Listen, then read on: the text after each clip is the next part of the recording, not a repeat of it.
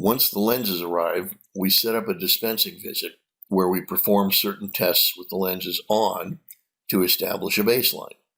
We will rely on this data in the future to determine, for example, when a myopia management patient returns for their yearly evaluation with a bit of uncorrected myopic astigmatism, whether their underlying refractive error has worsened or if the lenses, having become slightly warped with age, has caused the corneas to become slightly warped. Then we go over insertion, removal, and lens care and set up the first follow-up visit. The first follow-up visit should be scheduled within 1 week of dispensing. We don't want our patients to be left on their own for too long in case they develop a complication, but we want to wait long enough to give the lenses a proper chance to work. Also, we want to try to make sure, if we do have to redesign lenses, that this can be done within the 60-day warranty period so that we can get them at a reduced cost. Once we've performed all the required baseline testing with the lenses on at the dispensing visit, we have no need to repeat them on follow-up visits unless we need to troubleshoot a problem. We repeatedly remind patients to always bring their lenses to every visit, just in case. Most of the time, follow-up visits require only testing with the lenses off. Yearly exams require testing with the lenses off and on. Do not freak out if a patient's results are taking more time than expected. Do not jump the gun and redesign lenses just because the patient is frustrated and impatient. Many was the time I jumped the gun and redesigned some lenses, and then some more, and then some more, only to end up back at the very first pair of lenses, which began to work great with enough time. Sometimes the patient isn't wearing their lenses as much as they tell you they've been, and that will delay their results. Just be patient. This slide shows a beautiful Ortho-K result for a myopia management patient with a centered treatment zone and surrounding ad well within the pupil. This would also be a nice Ortho-K result for a myopic presbyope. However, if this were the result for a pre-presbyopic myopic adult, they would probably complain of halos, especially at night. I like doing topography as one of the first tests on a follow-up visit. If a patient complains about seeing double or a shadow, the topography will tell me right away if these complaints are due to a decentered lens that causes a significant portion of the return zone to be within the pupil, resulting in distorted vision. When I see a decentered treatment zone on a map right away, I won't waste my time doing a difficult refraction that typically shows an abnormal astigmatic component and a poor visual acuity endpoint. Let's get into troubleshooting. Troubleshooting becomes easy when you keep in mind how Ortho-K works as you listen to the patient complaints and look at the test results. Listed here are the typical complaints that you will hear from patients and what they are likely caused by. We'll analyze each of them one at a time, starting with the visual complaints. Notice that I have classified all of the visual complaints as being caused by only 3 basic things: undercorrection, overcorrection, or decentration. That should simplify our understanding, right? Again, there are basically only 3 causes of unsatisfactory Ortho-K vision results. Undercorrection is caused either by insufficient topo demand, where the base curve is too steep, or by a tight or loose alignment zone. A tight alignment zone causes the apical clearance, or central tear layer thickness, to be excessive, creating an insufficient hydraulic differential between the central tear layer and return zone tear layer, which causes insufficient outward tear suction and epithelial displacement. A loose alignment zone causes the closed tear layer system under the lens to leak peripherally, also creating an insufficient hydraulic differential between the central tear layer and return zone tear layer, also causing insufficient outward tear suction and epithelial displacement. Overcorrection is caused by excessive topo demand, where the base curve is too flat. And a significantly decentered treatment zone results in refractively uncorrectable distorted vision because the return zone is inside a portion of the pupil. When insufficient topodemand occurs in all of the meridians, the result is a spherical undercorrection.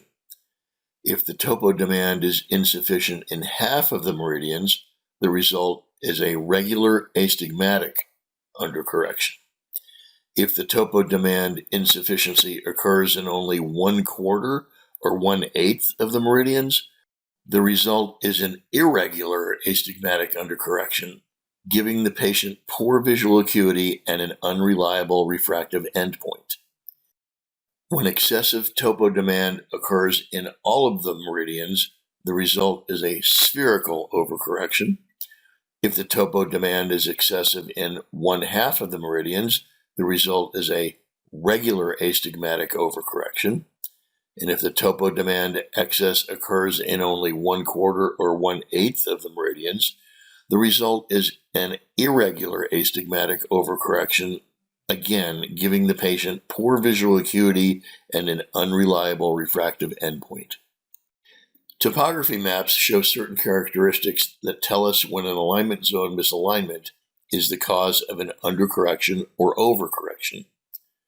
When the alignment zone is tight, the topography will typically show a narrow, abrupt, concentric color ring junction between the red-orange return zone and the blue alignment zone, along with a smaller than expected and undercorrected treatment zone or false central islands.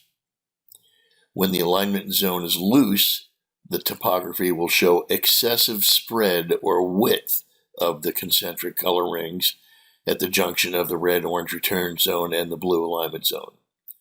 This can result in either an undercorrected treatment zone or an overcorrected treatment zone, often with central SPK. Here in the wave display, you can see how the apical tear layer thickness and the alignment zone tear layer thickness are inversely related to each other. A tight alignment zone results in an excessive apical clearance, causing undercorrection. A loose alignment zone results in an insufficient apical clearance, causing either undercorrection or overcorrection, often with central SPK. A significantly decentered treatment zone results in refractively uncorrectable distorted vision because the return zone is inside a portion of the pupil. If you try to do a post-treatment spectacle refraction before you do topography, you will spend a lot of frustrating time getting a poor endpoint. Listen to how the patient describes their visual complaint. They usually give clues, like saying distorted, or double vision, or shadow vision, instead of blurry vision. Next, test their naked VAs. Then do topography. If you see a significantly decentered treatment zone, where the return zone encroaches into a significant portion of the pupil, don't waste your time trying to get a spectacle refraction. Sometimes increasing the lens diameter or tightening or widening the alignment zone 360 degrees can help center the lens. Unfortunately, widening the alignment zone will make the optic zone smaller. We'll follow up with a how-to video of using the optic zone decentering tool in the near future. Let's talk about how to fix these problems. With spherical undercorrection, the patient's post-treatment spectacle refraction will be equally minus in all meridians. They may complain that their distance vision is blurry or wears off before the end of the day, or that it is inconsistent. There are 3 reasons for spherical undercorrection: insufficient spherical topodemand, tight alignment zone 360 degrees, or loose alignment zone 360 degrees. The solution for insufficient spherical topodemand is to increase it by flattening the base curve in all meridians by the amount of the uncorrected refractive error. Make sure the area mode is set to all, and click up on the red ball until the topodemand has been increased by the amount of the patient's undercorrection. The solution for a tight alignment zone is to loosen it by setting the area mode to all and clicking up on the blue ball. 10 to 15 microns might be a good place to start. The solution for a loose alignment zone is to tighten it by setting the area mode to all and clicking down on the blue ball. Again, 10 to 15 microns might be sufficient. With spherical overcorrection, the post-treatment spectacle refraction shows equal plus power in all meridians. The patient may or may not have any complaints, depending on how overcorrected they are, how close they are to becoming presbyopic, and their accommodative power. Sometimes they complain of blurry near vision, especially in the morning, when the overcorrection is greatest, or blurry distance vision, or near point strain. The cause of spherical overcorrection is excessive topo demand, which is the result of either the initial spectacle refraction was too strong or the target lens power was too strong. The solution for both is to lower the topo demand by steepening the base curve the amount of the resultant spectacle overcorrection. If the overrefraction was plano, you're done. But if the overrefraction showed some amount of overcorrection as well, you will also need to use the overrefraction tool to adjust the final lens power. When the topo demand is insufficient in half of the meridians, the result is regular astigmatic undercorrection. If the topo demand insufficiency occurs in only 1/4 or 1/8 of the meridians, the result is irregular astigmatic undercorrection. If the topo demand insufficiency results in regular astigmatism, the patient will complain of double or shadowy vision or halos, and the solution is to increase topo demand in those meridians only. Set the area mode to 1/2. Select the steepest semi-meridian where the undercorrection is located. Click up on the red ball to flatten the base curve until the power there equals the power at the flat semi-meridian plus the amount of astigmatism. Now select the opposite semi-meridian that is located 180 degrees away and do the same things. Check the oblique meridians on both sides of the steepest semi-meridians to see if their base curves and powers were automatically adjusted to be halfway between the flats and the steeps. If not, set the area mode to 1/4 and adjust the base curves and powers accordingly. Don't forget to reset the area mode back to all after making the desired changes to prevent making unintentional changes to other parameters. Astigmatic overcorrection creates the same complaints as astigmatic undercorrection, but the only cause of astigmatic overcorrection is excessive topo demand in the steep meridians. The solutions are to steepen the base curve and increase the OZ diameter in the steep meridians. If there is insufficient apical clearance, the contact lens will rub on the apex of the cornea, causing central SPK and abrasions. The solution is to increase the apical clearance by clicking down on the blue ball in all area mode. Well-fit, loose, and tight-fitting lenses can become stuck anywhere on the cornea. Stuck lenses can be a sign of excess mucus in the patient's tears, which makes the tears more viscous or sticky.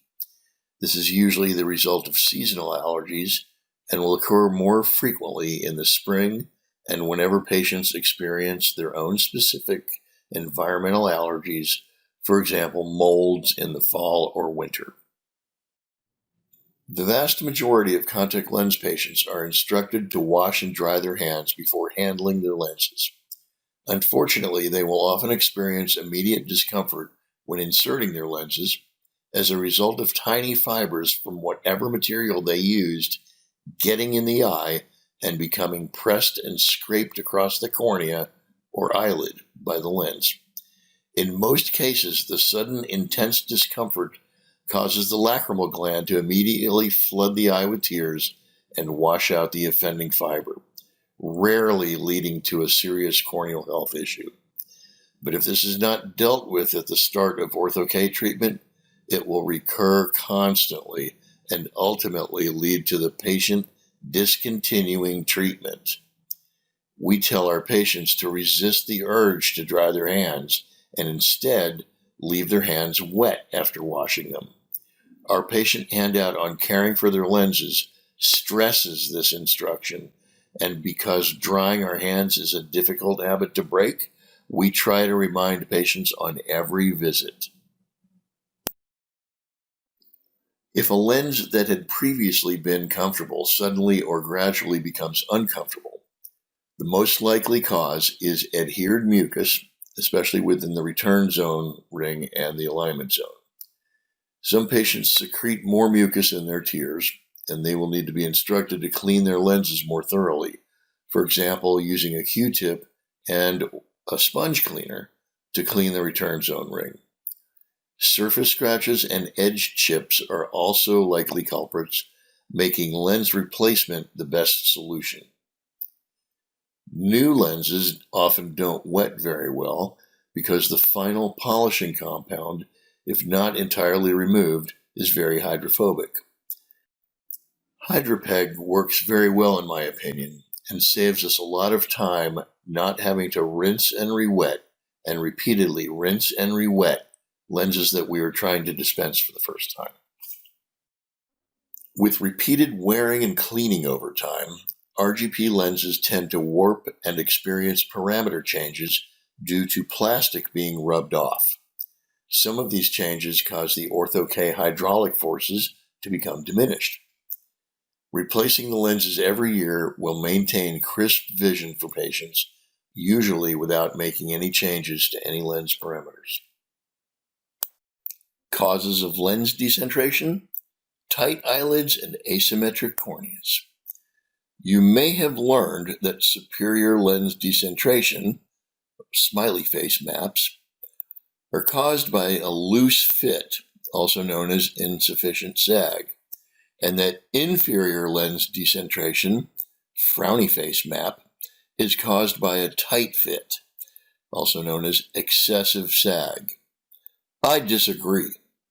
Any lens can be pushed or pulled by the upper eyelid to any position, regardless of how loose or tight the fit is.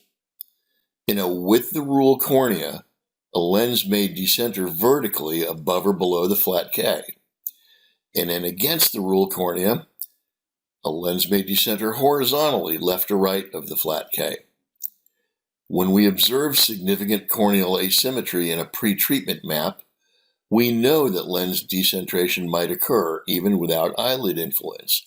What can be done to prevent this? Conventional wisdom is that larger lenses center better, but sometimes going smaller works too. Widening the alignment zone should create more grip on the mid-peripheral cornea and center better. But if the overall lens diameter is not increased as well, the optic zone is then smaller, creating even more distortion if this lens does not center better. Despite heroic attempts to counteract lens decentration, a decentered optic zone may be necessary. WAVE has a tool for this. This one is everybody's favorite topic. Our patients don't always listen to us, do they? Adult Ortho-K patients are typically already experienced contact lens wearers and familiar with the routines and regimens. They are usually capable and willing to follow our instructions, having possibly had problems before as a result of disregarding advice. Young Ortho-K patients, on the other hand, are usually inexperienced with contact lenses. They have various levels of competency, fear, and self-motivation, as well as a strong desire to please us and their parents. It may actually be the parents whose inexperience with contact lenses leads to difficulties. Sometimes there are misunderstandings due to a language gap. Most of the time, we get our kids and their parents off to a great start. We go over lens care on each follow-up visit and give occasional quizzes to make sure the whole family takes the rules seriously. Kids are always eager to ace our quizzes. There are always some patients who take longer to get with the program, who take longer to achieve a successful result, usually because of some difficulty in following our instructions. There are also some parents who compromise their children's vision and eye health by trying too hard to save money. It is our job to make the extra effort to educate and bring the parents in as a crucial part of the team. That concludes the lecture. Thank you very much for being here.